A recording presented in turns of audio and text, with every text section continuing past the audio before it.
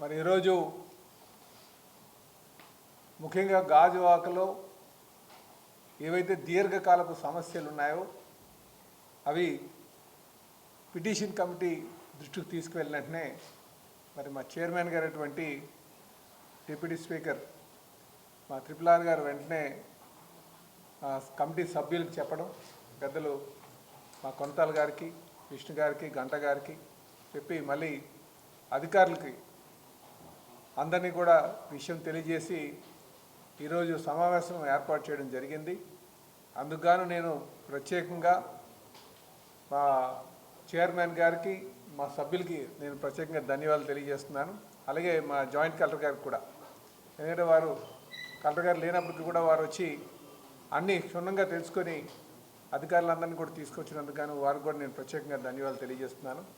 అయితే ముఖ్యంగా ఈ పిటిషన్ కమిటీ యొక్క ముఖ్య ఉద్దేశం ఏవైతే ఇక్కడ ఈ స్థాయిలో నిర్ణయాలు తీసుకునేవి ఏమైనా ఉంటే అవి పై స్థాయికి తీసుకెళ్ళడానికి, అలాగే దాని ద్వారా కొన్ని పాలసీ మ్యాటర్స్ ఏమంటే పాలసీ తయారు చేయడానికి ఉపయోగపడేటట్టుగా మరి నిర్ణయాలు తీసుకోవడం జరుగుతుంది. అయితే మేము ఈరోజు ఏదైతే డిస్కస్ చేసామో ముఖ్యంగా ఈ 22 డిలీషన్స్ కోసం మాట్లాడడం జరిగింది. అది ఎలాగంటే కొన్ని కోఆపరేటివ్ సొసైటీలకి అమ్మినటువంటి సైట్లని అప్పుడు గతంలో అవి చెరువు గర్భాల్లో ఉండడం వల్ల, అలాగే కొన్ని ప్రొహిబిటెడ్ ల్యాండ్స్లో ఉన్నటువంటి కారణాల వల్ల అవి 22లో పెట్టడం జరిగింది.